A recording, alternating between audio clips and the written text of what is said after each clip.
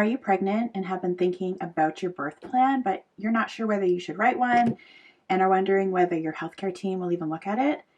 These concerns are valid, and I'm addressing them in this video along with a quick rundown of what to include in a birth plan and some different options that may make your healthcare team more receptive.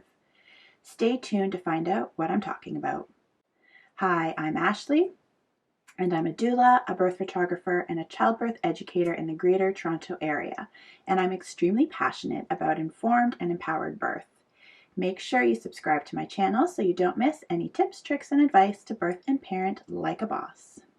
Birth plans have been somewhat under fire recently in the birth world, and they've actually become a bit controversial with reports of healthcare providers not taking them seriously or not even bothering to look at them, or worse, even rolling their eyes when one is presented. And yes, I have heard of that happening, unfortunately. Some people believe that pulling a birth plan out automatically creates an adversarial relationship with your healthcare provider, or that by planning your birth, you will be disappointed when it doesn't go according to plan. And spoiler alert, it's pretty much guaranteed to not go exactly according to plan. That's just the nature of birth.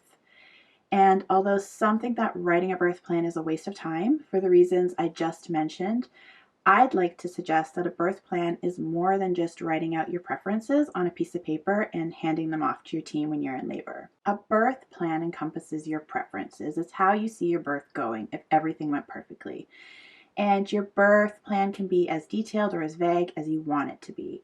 The reason that I like to advocate for birth plans is that they're so much more important than your preferences on a piece of paper, because to have those preferences in the first place, you need to have an understanding of what your options are.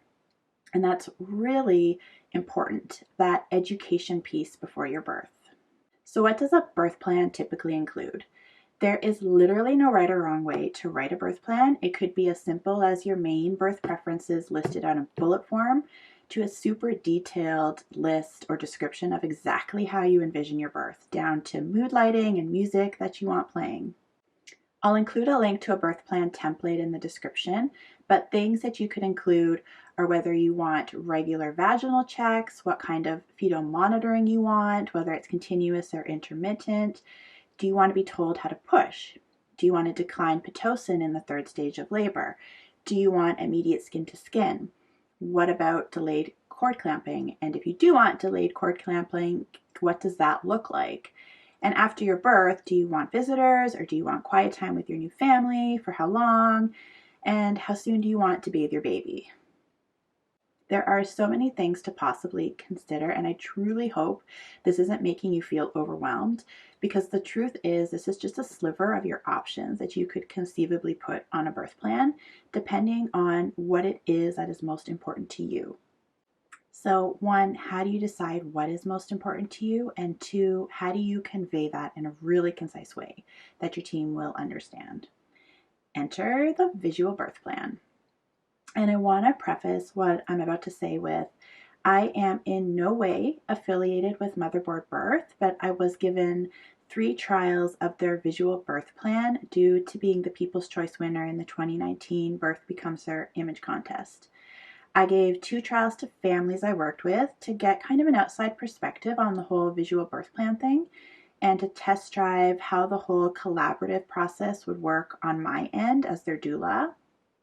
And I actually saved this 3rd trial for my own birth in 2019. And I have to say, I really enjoyed the whole process of putting my own birth plan together. So Motherboard Birth is a visual list of your most important birth preferences.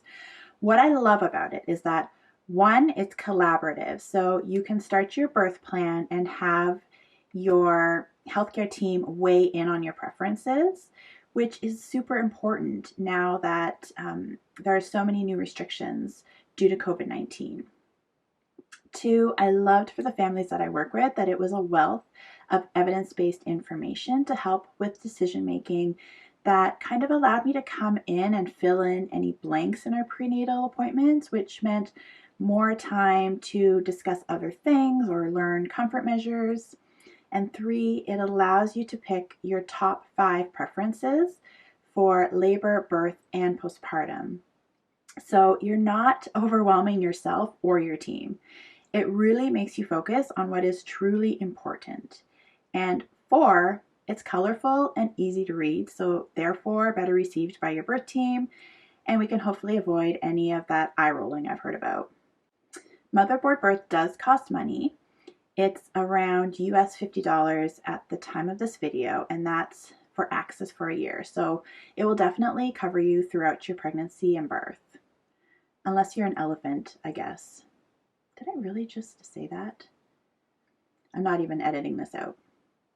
Anyway, so that's my take on birth plans. I love them for the education piece, even if you never end up showing it to your healthcare provider at your birth. Birth plans are a great way to get familiar with your options for your birth and to let those who may be advocating for you know what your preferences are. I've linked to Motherboard Birth in the description so you can check it out. And don't forget to grab your free printable birth affirmations from the link in the description so you can get into a great headspace before your birth. And bonus, they can also be used around your birth space as reminders that you're awesome, which is true, and don't forget it. Make sure you subscribe and don't forget to hit that like button and share with anyone in your life who is pregnant or a new parent. Thanks for watching, and I'll see you on the flip side.